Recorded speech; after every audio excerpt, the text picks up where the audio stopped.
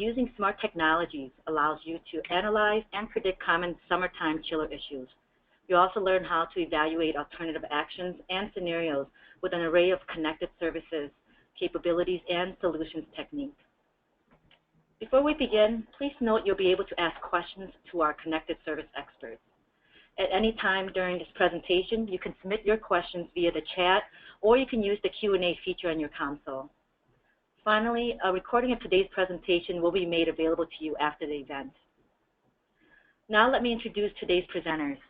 First, we have Juliet Pagliaro Herman, who is the Director of Service Marketing and Product Management for Johnson Controls Building Solutions North America. Previously, Juliet served as a Product Manager for Plant Service for North America and as Program Manager for Energy and Sustainability for Johnson Controls globally. Juliet is a graduate from Northwestern University. We also have with us David Bishop. Dave is the Director of Service Operations for Johnson Controls, representing Building Solutions North America. During his 37-year career, Dave has held various regional and national leadership positions. He currently leads the North American field service business in the development of operational strategies to improve safety, customer satisfaction, productivity, and shareholder return. Finally, we have John Kukler. John is the manager of the Predictive Diagnostics team for Johnson Controls, representing HVAC Service North America. He leads a team to support diagnostic services for Johnson Controls worldwide, providing expertise in all related predictive technologies that helps our service branches drive technical, proactive solutions for our customers. Ladies and gentlemen, here are our presenters. Thanks, Manavan. So we're really excited to talk to you guys today about smart technologies and how you can leverage smart technologies to detect and avoid summer cooling problems. And Dave and John, you know, it's 80 degrees here in Milwaukee. That seems hot to us. Yeah, we're burning up here.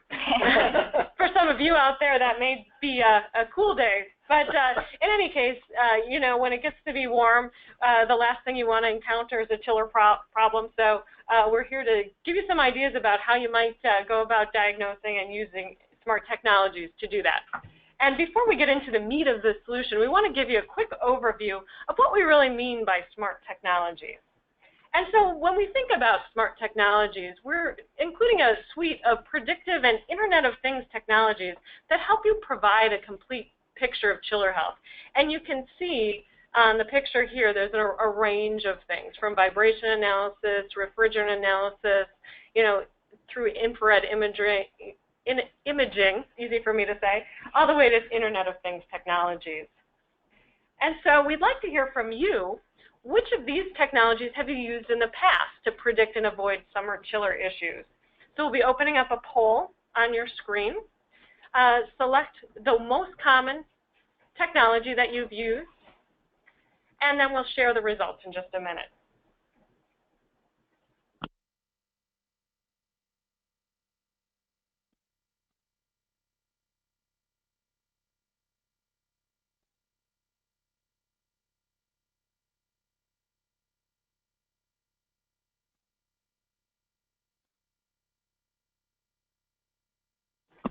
All right, so let's take a look at the results. So it looks like vibration analysis is really leading the pack, followed by motor current analysis, but we've got a fair amount of people using smart equipment or IoT technologies. And then we've got some infrared imaging there, but not as much. So it'll be interesting as we go through this. Maybe we'll give you guys some new ideas about how to leverage those technologies in the future. So the other thing we wanted to do is just kind of put some of the examples that we'll be sharing with you into context. So in this webinar, we'll be using examples from our Smart Connected Chiller Internet of Things dashboard. And what is our Smart Connected Chiller Internet of Things dashboard really? It's a way that we connect directly to the chiller to a cloud-based analytics platform, and then we allow that information to be accessed through this dashboard by our customers and also our service technicians. And there are a number of capabilities which we'll go over in the next couple of slides. So one of those capabilities is health check. So this is really leveraging that data that we're taking from the chiller into a more predictive look at your chiller's health. So you can see in this example, we have 0 alarms and 2 active warnings, but we have 15 health checks. So why aren't those numbers equal? Well, a health check is, again, a predictive look. It's comparing what the chiller is doing based on the operating data we're collecting to what we think it should be doing based on design data. So it's possible that you would have conditions in the chiller that are causing it to be off design without actually causing an alarm or a warning in the panel. But these are, again, those early warning indicators that can help you detect and avoid problems before they turn into those emergency shutdown events. So another example of how these health checks might look, you can see in this case, we've got one with a high evaporator approach temperature. And then a companion to the health check, the health report, really provides more detail about all of the checks that are being run against that chiller. And then if something is coming off as off normal, it's always going to tell you what the condition is that we're seeing that's off normal, what some potential root causes are, and then what the consequence of operating in this condition. So you'll see some examples of these things as we go through some specific examples during the webinar. In addition, we've also got access to all of the operating data through our dashboard. So you can see here it's an overview screen. It's some common points that are used in troubleshooting. But again, you can select any points that you'd like, and you can also put them into comparative charts, like the one on the screen here, where you can look at multiple views on the same scale. And this, again, is very useful to help folks track and see how these variables are working in relationship to each other. So again, you'll see some of these things in the examples that we show. We wanted to make sure you got to see them in the context of the whole dashboard. So with that, before we get started into the meat of the program, we'd like to hear from you. What summer chiller problems would you like to detect and avoid? So what we'd like you to do is type your suggestion into the question panel. We'll go through a couple that we've got loaded up already that we know are common issues that people find, and then at the end of the presentation, we'll take a look, and if there are others that we can address, we will do that at the end of the presentation. So without further ado, let's talk about the first summer chiller problem that we'd like to avoid. So heat transfer issues. So Dave, tell us a little bit about heat transfer issues and why this is a particular issue during the summer. Well, heat transfer impacts your chiller performance year-round. However, in the summertime, when you get days when your machine's running at full load or close to full load conditions, it really shows up big time. You know, major consequence of operating a machine with heat transfer issues, either the condenser or evaporator, when you're at full load or close to full load, is you're on the edge. You're on the edge of potential safety shutdown, which means your machine may go off and then you have to restart it. It's not always that easy to restart a machine on a hot day, and I'll get into that in a minute. Second thing is your energy consumption. You know, the more load you have on the machine, and heat transfer impacts consumption on those days, and it literally translates into thousands of dollars that it can be costing to operate the machine in that condition. You know, some of the causes that we get into for that is fouled tubes, you know, non-condensables in the condenser, or a baffle leaking past, you know, in a heat exchanger, either evaporator or condenser. And so, you know, what we do with the tools that we have, and what we'll get into in detail, is looking at the predictive analytics. How can we actually predict it before it even becomes a problem or even shows up as a fault in the system? And how can we get ahead of that, particularly when you're in the summer? So let's talk about some of those predictive analytics. So tell us a little bit about what we're seeing on the screen here, Dave.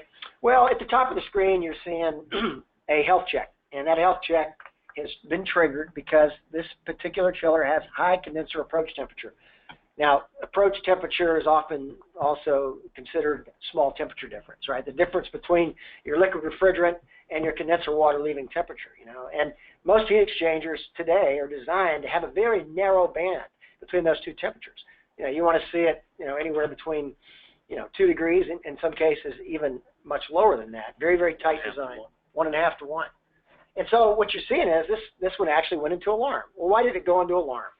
And that we have that text to explain that. But even in the red, you see where it says alarm, there's something called an open index of 82, an escalated index of 79. What it's telling us is how long has this been out of its design condition, and how far out has it been, right? So the greater the index, of course, the greater the problem. Well, in this case, what the health check report is telling you is that the condenser approach is indicating how well this condenser heat exchange is performing. For this chiller, it's been well above design for an extended period of time during that given reporting period. We also put in here, the common causes, and I mentioned to them before, but I'll get into a little bit more detail. Non-condensables in a condenser, how does that happen? In a low-pressure machine, as an example, the chiller used an HCFC 123, the low side of the system, the evaporator, is in a vacuum. So if you develop a very small leak, even a very small leak, you'll start to bring non-condensables into the chiller, and that's going to impact heat transfer.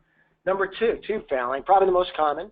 We hear about tubes get dirty, they get obstructed, and to the extent that that continues, it will raise your condenser pressure and potentially bring you offline.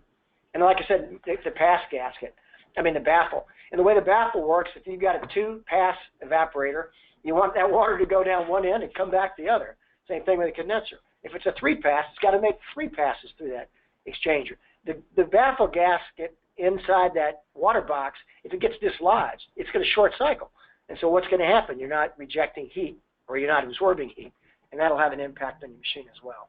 So, the condition, if you continue to operate this way, again, significant energy consumption, reduced cooling capacity, you may not be able to make set point at that point.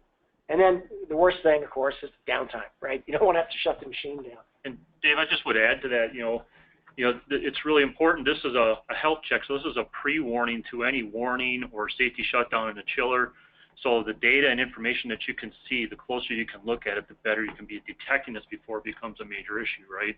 Exactly. Yeah, we want to get ahead of it. We don't want it ever even show up on a fault.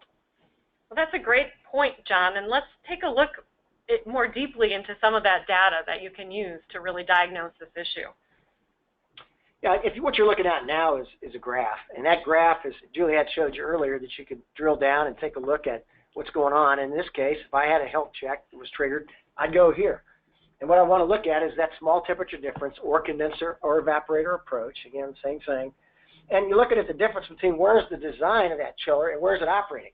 And as an example, the condenser approach on this one, small temperature difference, is 0.75, thereabout. Very tight, very efficient machine, but it's operating with about 2 degrees. So it's getting away from us. You can see over time there's been some adjustments made that may have brought it down a little bit. You also see on the evaporator, you see this wide fluctuation, which would indicate, wow, we've got this tremendous approach problem.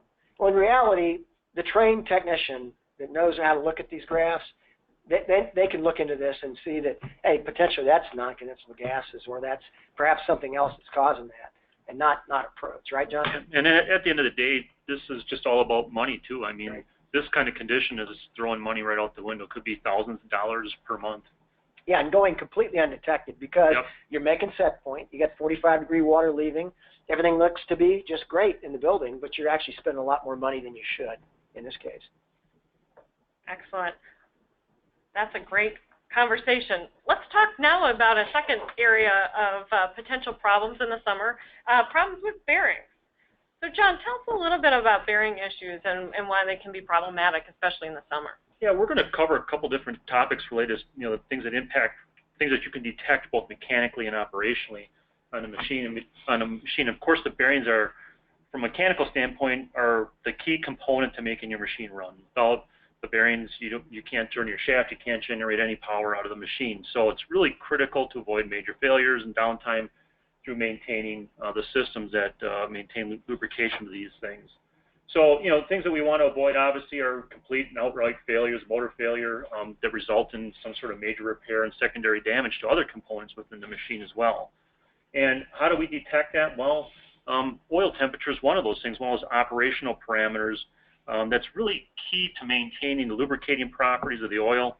The high heat in the oil can lead to oxidation and, the breakdown of the oil and loss of lubricating properties. So it's very critical that that oil doesn't overheat or get beyond a certain point.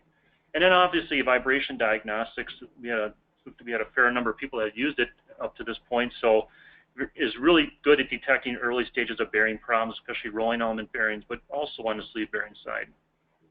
Excellent. Let's talk a little bit about those operational diagnostics. This is the high oil temperature that you mentioned. Yeah, again, the chillers are really good at monitoring themselves, and in this case, with the health check that we have, you can get an early indicator that you have an oil temperature that's on a rise and is becoming a problem before you'll really lose or cause any damage to the machine. So, operating conditions such as this, you could have a loss of oil, a loss of lubricating properties. You might have an increased tendency to form foam in the oil, which would obviously decrease the oil pressure. And then we certainly want to avoid an unplanned downtime situation, so that's key in this area as well. And then you mentioned more detail around the oil temperature. Yeah, and John, we were talking about this earlier, looking at this graph, and it's not always so obvious when you look at a condition, what's really going on here. And in this particular case, we saw a rise in oil temperature. Okay, so that could indicate something. But we also saw a reduction and a loss of actually the seal, the natural seal between the condenser and evaporator. You have a liquid seal in the bottom of the evaporator called the drop leg, where your liquid refrigerant flows out of.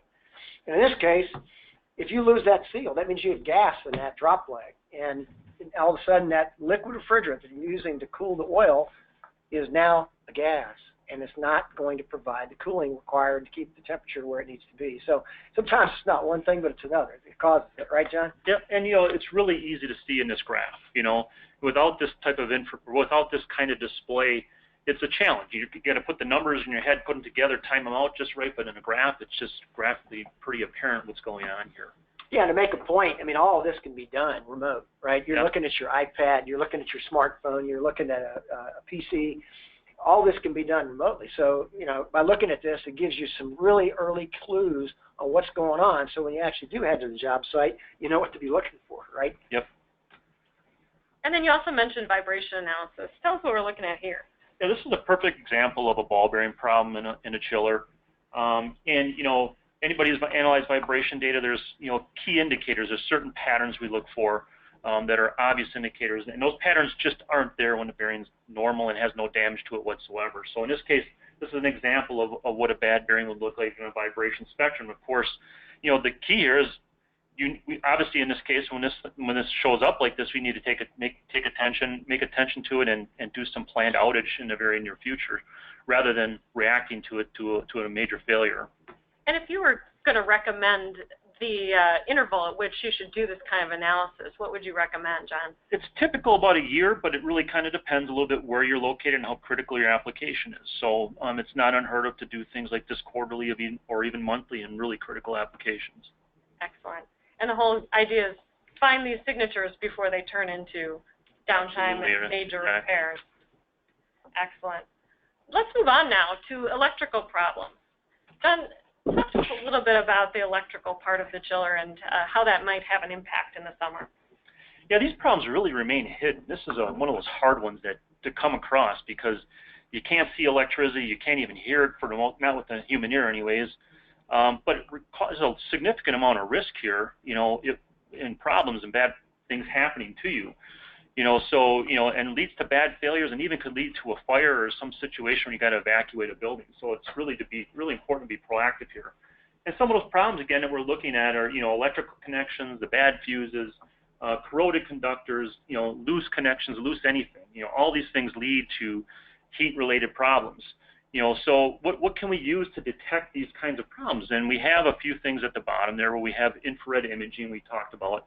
An infrared image, I'm sure a lot of people have seen these things, and it clearly shows when you have a problem where you have a hot area showing up in a picture. But unbalanced loads, even looking at the motor circuit analysis stuff, looking for unbalanced loads on a three-phase motor, and then the trends in the data. Trends really start to show things very obviously. Everything's very steady, nice and normal, and all of a sudden something just pops out on you. It really is very helpful. Yeah, and loose connections, that is something that also just a routine PM might be able to help you head off, even prior to these signs showing up. Simple preventative maintenance in that case, yes. It's really a shame when you see a major failure on a piece of equipment with a loose connection, because how long does it take to shut and lock out the system, go in and tighten connections and re-energize it? Yeah. It's less than an hour to do that. in most cases, and it's an hour preventing hundreds of thousands of dollars in some cases if it's a significantly damaged piece of equipment. Let's take a look at some of these smart technologies. Yeah, I mean, this is an example of an infrared image, and here you have 3 leads, and one of them looks hot, right? And in reality, they should all be the same temperature. If everything's going good, they should all be the same temperature, and here you have one that's not. So this is a perfect example to Dave's point where simple little preventative maintenance, shutting the machine down and addressing this issue now before it becomes a major catastrophe is obvious. And then motor current analysis. Talk to us a little bit about what that does and how that helps us detect these problems. Yeah, and this is an online type of test, and most motor circuit analysis, there's some offline, there's some online. And in this case, we're detecting a rotor bar problem. This is just a simple spectrum of the current going to the motor. And there's some key patterns, there's some key indicators that you can find obvious problems. In this case, we're looking at a rotor bar problem and just an example of how we would detect that. And then smart connected chiller trend data. What are we looking at here? Yeah, this is just another good example of something you can look at remotely, right? And this is the analysis view that Juliet showed in the very beginning. So we have 2 chillers here. One of them is a YK, which actually has oil in the bearings. That's York chiller. And there's about, I think, 15 points of data that come out of the variable speed drive that you can actually monitor and review. Some of the things we look at here is phase imbalance or under voltage, things like that cause problems for the machine. And it's important to point out that the variable speed drive on these newer machines, no matter who makes the drive, no matter what manufacturer it is the heart of that chiller today. It's the most expensive component on the chiller. If it fails, it's very, very costly. If you look at the second machine on there, we have a chiller that actually shows 18 points, YMC squared chiller. That chiller does not have oil in it. It runs on a magnetic field. So, again, the drive is very critical to the operation of the machine. And John was talking about heat. These both have sensors in it, so you can actually monitor the heat of those drives at all times. So again, you're trying to prevent that problem that could be one of the most costly repairs that you could ever have. Excellent. All right, now let's switch the gears to not necessarily the chiller, but part of the chilled water circuit, the cooling tower. So Dave, tell us a little bit about some common cooling tower issues that we encounter in the summertime. Well, a lot of people think of the chiller as, where I need to focus all my attention, and, of course, we have analytics that we can pull information and publish it on the dashboard, but a lot of people don't think about how you can actually troubleshoot a cooling tower as well. The way it's done is, through the entering and leaving condenser water temperature going to the condenser. Now, the issue is you're not able to maintain set point. So what happens when you don't maintain set point? You're operating that machine above design condition, and when you do that, it runs higher head pressure. With higher head pressure, you have higher energy consumption. So it's definitely something you don't want to have happen. It also makes that chiller work harder, and the reduction in capacity. You may not be able to make load at that condition. So some of the potential causes we'll talk about are controls malfunctioning, dirty or hot water or cold water basin. The hot water coming in on the top of the tower, which is warm, they can plug, and then the cold water basin where you can get a lot of debris, which also impacts performance. Dirty fill, your honeycomb fill in these towers is very, very efficient fill, but the problem is once it gets clogged or dirty, then that can cause a problem. Clogged or blocked spray nozzles, another kind of simple thing that a lot of people don't pay attention to, or a bypass valve malfunctioning, and of course water treatment. A lot of this water treatment, if done properly, can prevent some of the items that I was talking about before. So from an early detection standpoint, with smart technology, we look at the health checks. There is a health check for high entering condenser water temperature. And then second, we compare that to wet bulb temperature and compare that to the entering condenser water temperature to judge the performance of that tower. Let's take a look at an example of one of those health checks. Well, this health check was triggered because, it was above design condition. And most towers today and air conditioning applications are going to run about 85-degree entering condenser water temperature at full load. So if you're operating that machine and you see the water entering anything greater than that, it's probably going to trigger a health check. And if it's very high, then it's going to trigger an alarm, not just yellow, but it'll go into red. In this case, this one into red. And what we're saying here is what's causing it, right? Entering condenser water temperature is above set point. and it's been doing it for a significant amount of time. And like I said before, the items are the common causes, the malfunctioning of controls, or the tower programming or set points. And then if you continue to do it, energy and, again, reduce cooling capacity. And just to add to this, this is one of those situations we're going to see in the next slide. This is just very predictive. Monitoring the right things at the right time. I mean, this is a very predictable type of thing that you can easily avoid. Yeah, and this next graph is, we always like to go one layer deeper, so we're going to do that here. Even before you roll a truck, and before anyone goes out and looks at it, you can go one layer deeper and kind of see what's been going on. In this case, it's very obvious because this chiller was designed at 85-degree entering water temperature, and in some cases, it's bumped up to 92-degree entering. And then what we're doing is we're also looking at the wet bulb temperature. Why would we do that? Well, because most cooling towers at full load in normal conditions should get somewhere close to 7 degrees of wet bulb temperature, right? And so if you're not seeing that, then you've got an indication of a problem. And so what we do is we pull the weather data, from a local weather service in the zip code where that chiller is, and we can pull the wet bulb temperature, and we know that to make that comparison. Excellent. Hey, Dave, so that kind of leads into one of the questions we got in the question panel.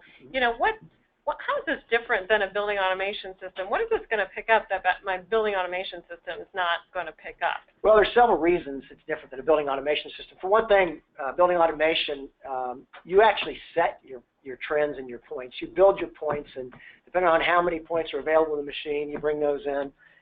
And to be able to do this, you'd have to write some analytics to build in the fault detection and diagnostic capability that's in here. And so you don't have that ability. Plus, from a storage standpoint, that's kind of a big deal.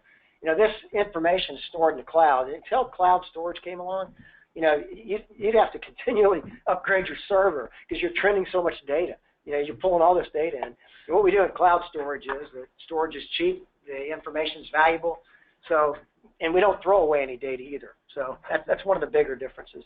So basically, if you connected your chiller and you started it connected, then you'd have this operating data for essentially the life of that chiller as long as it had been connected. That's correct. And I recall the old days of how we used to do it, right? We'd take a log a year ago and come back and compare the logs, and if you were good enough to write down every point, you might have the information you're looking for, but maybe not. And at that point, certainly a better way to do it. At that point in time, it might look just fine, but right. 2 hours later or 2 hours before, who knows, right? That's right. And the conditions could be different. What about the temperature, the wet bulb? That's the sort of thing is very often not recorded when you do it that way.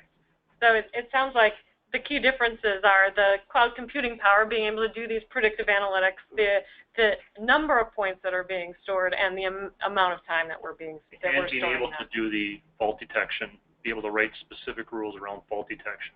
Yeah, the number of points today is climbed significantly.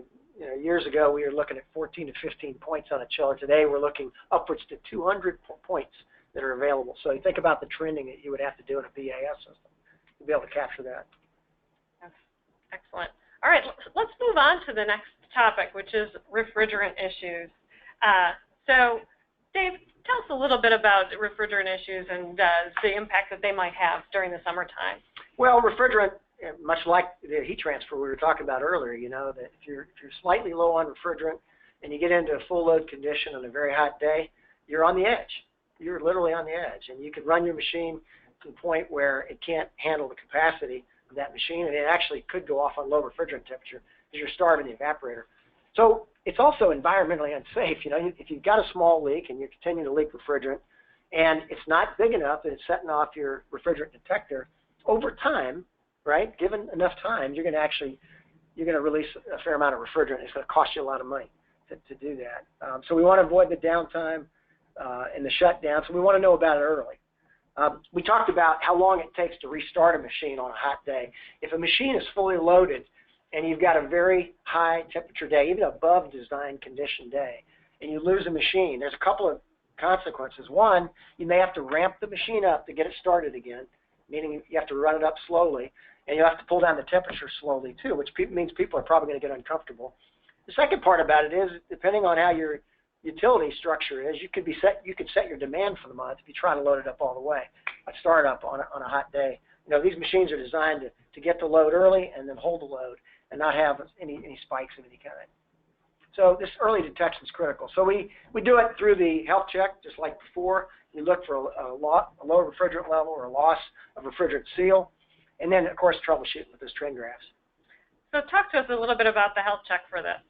Well, the health check in this case is coming up because we have a low condenser refrigerant level. And in this, there's a few things to look at. One, yes, it could be insufficient charge.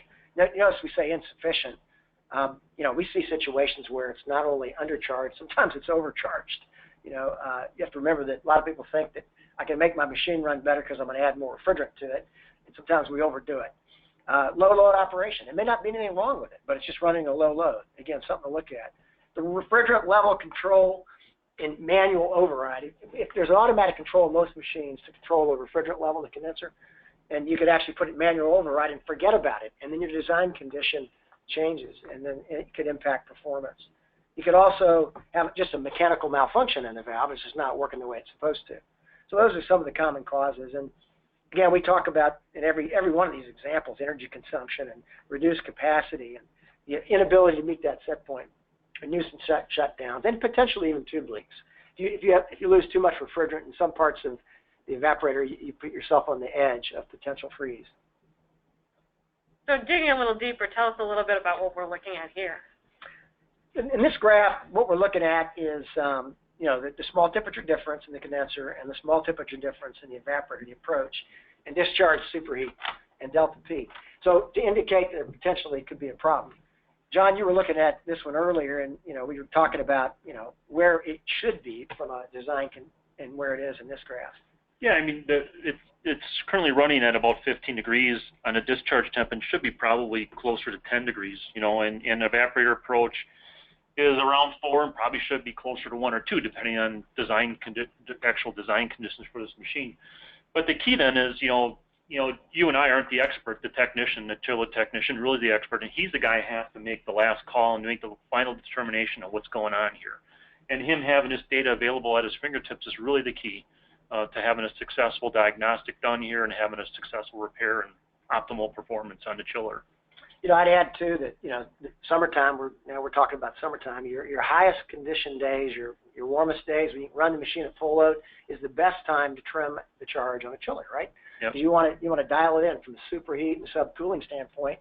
And if you can do that, then you may even arrive at a refrigerant level or quantity that's even a little bit out of design, but may even be more proficient or more efficient for that operation, because most of the refrigerant charges are just estimates, right, John? That's right. I mean, at the factory they do an estimate, but once you get out to the actual job site, it could be slightly different because the conditions are slightly different. Yeah. So depending on the machine, right? Depending on the machine, correct. Right.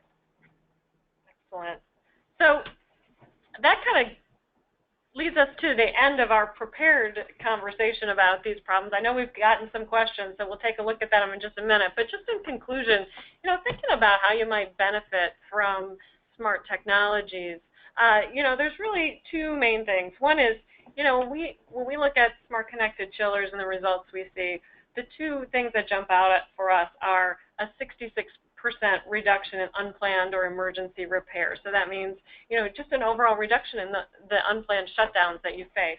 And then the second thing is a reduction in mean time to repair. So from the time that we know that something's wrong until the time that the problem is fixed is greatly reduced. And part of that, again, is all of that detailed data that John and Dave were showing you in terms of the information that technician has access to on his iPad or smartphone really allows that person to be more prepared when they go to the site to address that problem, to understand what's going on, and to resolve that problem sooner rather than taking all the time to get out there, diagnose the problem, then maybe potentially having to go back for a part or a tool or potentially even an extra person if they have to take the heads off the machine. So in conclusion, summertime problems really can go undetected until the hottest days. Dave was talking about how you're really running on the edge.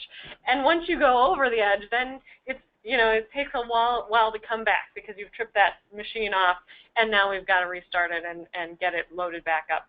And so these predictive tests and IoT technologies can really help identify those potential problems before you get to that downtime condition. And so by this early detection really leads to proactive action and helps you turn those emergency repairs into planned corrective actions. So hopefully John and Dave have given you some ideas about how you can leverage these smart technologies in your own facility. And now we're going to take a look at some of the questions and talk to them about some of the other things that you've asked us about.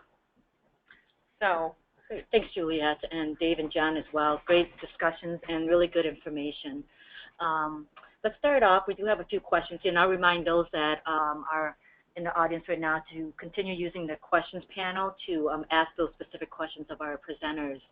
The first question that we have is on from our audience is, how often do bearings need to be looked at or rebuilt or replaced? Okay, yeah, that's a question for me. I think the reality is, we're talking about chillers specifically. Okay, the chiller OEMs, a water-cooled chiller typically has a design life of 23 years according to ASHRAE, right? And all the, at least I know from our standpoint, we design the chillers, we design the bearings as such to last the lifetime of that chiller. So if you maintain your oil system, you maintain the lubricating properties of your bearings, the reality is your bearings probably will last the life of that machine.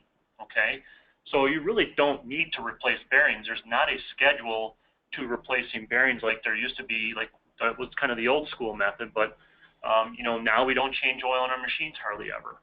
Especially on a high pressure machine. Sometimes low pressure machines we do because the oil gets a little picks up a little bit of moisture and things from things getting sucked in. But on high pressure machines we rarely change oil, and the reason being is that it's a clean system. Okay, and the properties of the oil don't change that much. And so as long as you maintain these key parameters in the machine, you're looking at it and not letting it get outside of those parameters that you run into a problem, you probably won't have to replace bearings in your machine. And some people might say that that's not realistic. Well, the reality is that if you're replacing bearings, then something else is causing it. Right. Yeah, I think oil analysis is key in that, John, too, right? Yep. Do the oil analysis once a year. Know the condition of your oil at all times. Of course, simple things like refrigerant filters and oil filters and items like that if they're maintained along with vibration program. Yeah, we've definitely seen chillers last 20, 25 years plus with the same set of bearings in them. Yeah, the right condition. And bad things that happen, I mean, things you need to avoid, surge conditions, and those are very detrimental to the longevity of your machine. Those are real negative, and like I said, anything related that's going to raise the temperature up in your oil. Maybe you have a faulty oil heater over the winter and it burns the oil and you just run the machine. Well, that's not good. The oil is not going to be doing what it's supposed to be doing, and that's how we run into bad problems. Yeah. So another question that came in is, can I retrofit an existing old chiller to make it smart and connected, or do I need to replace that chiller with a smart connected model? That's a great question, and there's probably two key things here. One is, does it have a smart panel, right? So a smart control panel, which has fault detection and diagnostics built into it. It has the smarts that we can pull information out of that panel and we can push it up to the cloud and store it. Then yes, you can pretty easily make a existing chiller connected to the cloud and provide this dashboard if it has a smart panel. If it doesn't have a smart panel on it, there is a way to upgrade them too as well, Juliet. We can upgrade a panel with an OptiView panel on a machine, and once you've done that, then you've got the ability to pull the information out of it to make it available. Yeah, and even without the OptiView panel, we can certainly retrofit existing chillers to make them smart. However, sometimes the richness of the information that you get out of that chiller may not be as much as you get with a machine with a newer panel. Yeah, the very newest panels, plain and simple, have the most points available, right? Most points and most logic. So, you definitely have the opportunity to upgrade a panel as well. Yeah.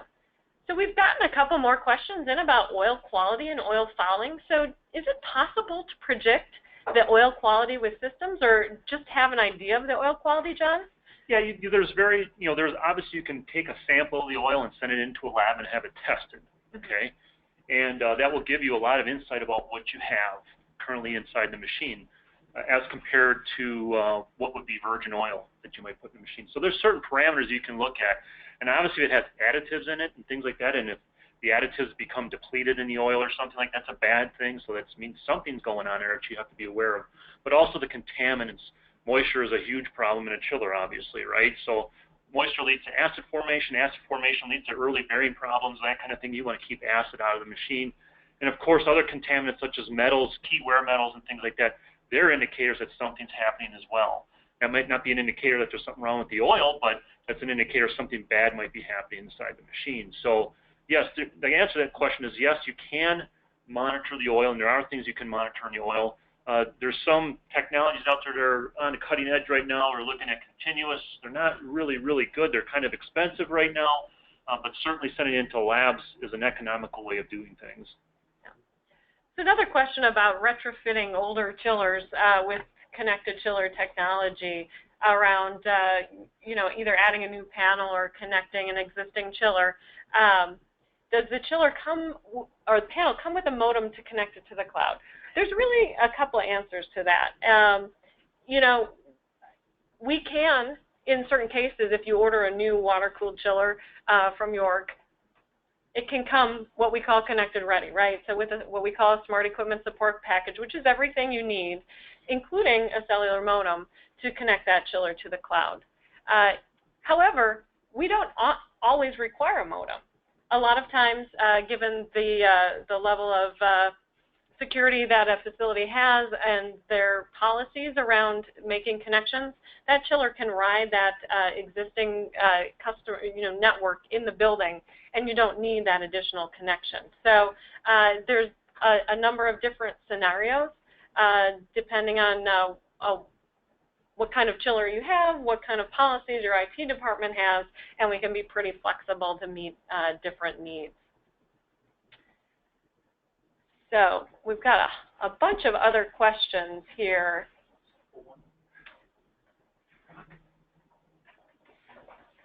So one question is, how do your tools help chiller operators evaluate whether to continue to maintain and extend the life of the chiller versus replacing a unit with newer technology? Dave, John, what are your thoughts on that? Well, one of the things I like to say about replacement is, there's a few things to consider. One is reliability, right? Is this chiller truly reliable? And a great measurement for reliability, and this is my favorite way of looking at the machine, is your diagnostic codes. If you have no alarms, no alerts, no health checks, no safety shutdowns on a machine for an extended period of time, then you have a very reliable machine. And we've seen machines that have run, years without any safety shutdowns. Now that's uncommon, but that's an indication the machine is very, very reliable. But the second part of that is the energy consumption. The time to think about replacing a machine often is also when you're looking at, energy. And, older machines that don't have variable speed drives, they don't have capabilities, in some cases air-cooled machines that can do, free cooling, you may want to take a look at that, because energy is another big consideration. And I think third, environmental. There's some environmental reasons to look at replacing a chiller, right? The type of refrigerant you're using, what you're paying for it, right? And the type of building that you're in, and you may want to consider that. So those are kind of the three things I look at. But how long will a chiller last? And we've talked about that. I mean, I've seen chillers to make that evaluation, Dave, all the data that we're collecting makes it an easier process. Right. So now you have what you need at your fingertips, right? Yeah. So, I mean, that's what I think is really important. You have to have information and data to make that evaluation process. So having it at your fingertips makes it that much easier.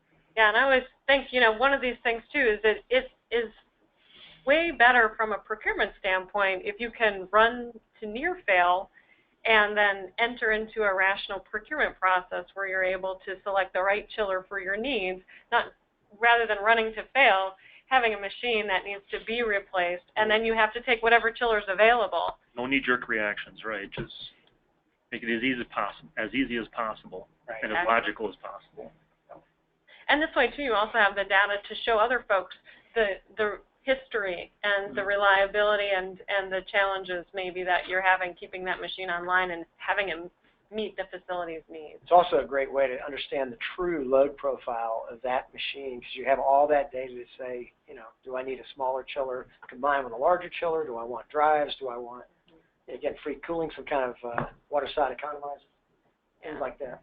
So another question came in about the smart connector chiller technology around the software that's required to access data. And, the great thing, the thing at least around our dashboard, and I can't speak to other solutions, is that you don't have to install an app or any sort of software on your iPad or your smartphone or your PC. It's all browser-based. So when we send that information up to the cloud, you access it by just pointing at a URL for your dashboard, and you don't have to keep an app updated. It's a very flexible application, so it's going to responsively resize itself to fit the screen size and the device that you're using. So it'll know whether you're on a smartphone, a tablet, or a PC, and it'll set itself up accordingly. So it's a very lightweight, easy to use solution. Very good. So there's a question around condenser tubes fouling and approach temperatures getting out of range. Would you be able to plan to take the chiller out of service to clean the tubes? Could an automatic tube cleaning system help with condenser tube cleaning? The answer to the first question is, one of the things we talk about fouled tubes is you want to get ahead of it. We always say get ahead of it and schedule that tube cleaning when it's convenient, not when the hot day comes along and you lose the machine.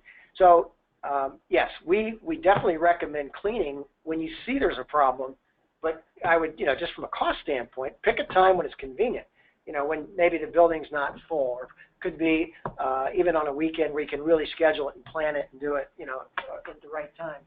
There are automatic tube cleaners on the market today that do provide continuous cleaning of the condenser, and with these tools, with the smart technology, if you have one of those systems installed, then you could sure track the performance of that system. And you really and truly, if it's working the way it should, you should never see an approach problem on a machine if it's continuously being cleaned. Yeah, and the only thing I would add to that, Dave, is when it comes to fouling of tubes and stuff, obviously on the condenser side, it all kind of depends on the environment outside. You have construction nearby and stuff, but reality is it's a pretty clean environment and your tubes are still getting fouled, then you have maybe a water treatment problem that you have to address. Right. Okay. The reality is the water treatment guys all tell us that, you should never have to clean your tubes if the water treatment is perfect, right? So this is one way you can adjust to make sure that you're keeping the water treatment up to snuff and make sure you're doing the right things there as well. Yep. all right. There was another question here about other additional charges for smart connecting a chiller for a cloud connection. Juliet, you want to handle that one? Sure. It just, again, it's going to depend a little bit on the situation. What I would say is it's not a, huge incremental increase over what you would pay for a normal maintenance contract for a chiller. And depending on how, what your maintenance routine is like today and what your requirements are, there can often be savings when you look at the total picture. Because again, if you avoid one unplanned repair because you have access to this information, that is more than going to make up that incremental cost of adding this technology to the chiller and continuing to have it connected as part of the contract. So while there is, technically some additional incremental cost, often we see savings in other areas that offsets that cost. We have another question coming in here. On air-cooled chillers, how do you detect dirty or plugged condenser coils? Yeah, on an air-cooled chiller, and when you're running the machine, of course, it's outside, right? And this is actually a good example. And I always say it this way, air-cooled chillers are often forgotten. Why are they forgotten? Because they're outside. And when we walk through our mechanical rooms and we find problems, and people are typically inside the building. But if you've got an air-cooled chiller, it's a pretty good distance away from the building, surrounded by a fence where you can't really see what's going on, you can accumulate a lot of dirt on the outside condenser coils. And so the way we indicate that is by an increase in condenser pressure, right? There's the pressure of that unit, and the pressure-temperature relationship changes based on outside air temperature, then we know there's a problem. And John, there's kind of a rule of thumb around that, yeah, right? You're usually talking about the difference between the outside air temperature and the refrigerant temp. It might vary a little bit depending on the refrigerant and the machine, but somewhere, 20, 30 degrees, somewhere in that area. And it's hard to answer that specifically without knowing the specifics of the machine. A lot of people also visually check their condenser coils on air-cooled chillers, and Right. I will tell you, it can fool you. It can really fool you. You walk by, and sometimes a condenser that's very, very dirty looks like the mat on your front door, right? So it's very obvious to say that you've got dirty condenser coils. But there are some conditions where you can actually get a dirty condenser that's not visibly dirty, but it is, and your pressure and your temperatures will indicate that for you.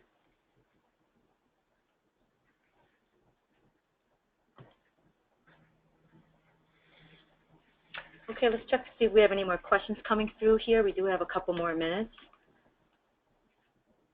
Great questions.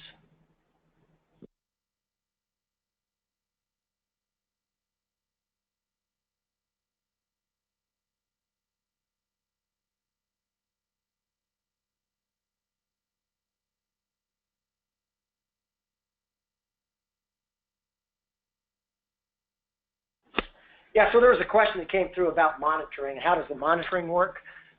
There is at Johnson Controls, we do use a remote operations center that takes all of the alarms from the machine, whether there's an alert or whether there's an alarm, and they are being monitored 24/7. So I always say there's 3 different types of alarms that come in, or service requests that are automatically generated. One is when there's a warning, right? A warning, machine hasn't gone down, but there's a warning indicating a problem on the chiller. The second is a safety shutdown. If it gets to the point where it goes off on its safety, there's an automatic service request generated from that. And I think really, really important if there's a loss in communication, right? So if for some reason, if you have a modem, the modem went off, has to be rebooted, or if someone unplugged the IT, connection to a customer's internet or connection, that would do it too. So it's kind of 3 common areas that might generate a request, and that's done through a 24/7 operation that's monitored. That's a good question.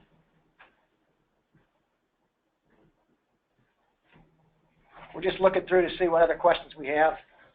All good questions.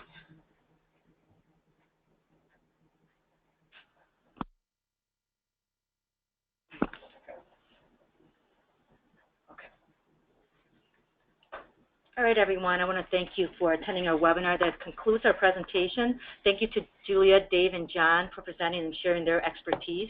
And on behalf of Johnson Controls, we want to thank you for attending, and we'll be sending out the presentation recording after the event.